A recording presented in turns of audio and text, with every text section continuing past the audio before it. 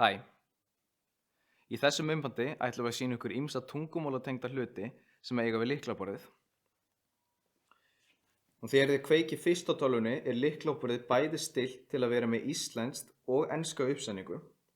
Þið getið breytt þessu með því að opna stillingaforritið, fara niður í General, velja Keyboard og undir Keyboards uppi getið síðan bætt eða fjarlægt einhver lyklaborð.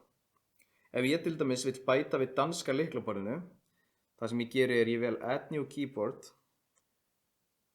fletti niður, vel Danish og þá ég búinn að bæta danska lyklaborðinu við.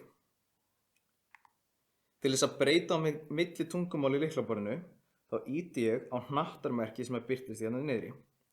Núna til dæmis ég í íslenska lyklaborðinu, og ef ég ýti einu sinni í viðbót, þá fæ ég danska lyklaborðið. Nú þegar þið eruð á íslenska lyklaborðinu, þá getið þið auðveldlega komist í alls konar útgáfur af bókstöfum, til dæmis íslenska og erlenda bókstafi, með því að halda puttanum niðri á þeim bókstaf sem þið viljið breyta. Ef ég til dæmis held niðri puttanum yfir O-takkanum, þá fæ ég hérna uppi íslenska O eða danska Ö og ýmsar aðrar útfærslur af bókstafnum O. Þannig að þegar ég að skrifa inn orð sem innihalda sér íslenska stafi, eins og til dæmis góðan, þá myndi ég byrja á því að skrifa G, halda puttanum inni yfir O-inu, draga upp þangað til ég er búinn að velja O-ið og sleppa og nú ég búinn að stimpla inn íslenska O-ið. Og við getum gert þetta við fleiri stafi. Ef ég til dæmis veri yfir U-ið, þá fæ ég U, ég fæ þýska umlaut og fleiri takka.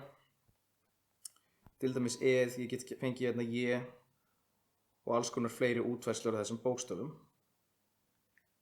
Þannig að þegar þið þurfið að stimpla inn séríslenska stafi, þá haldið puttanum niðri, dragið upp og sleppið þangað til að séríslenska táknið komið.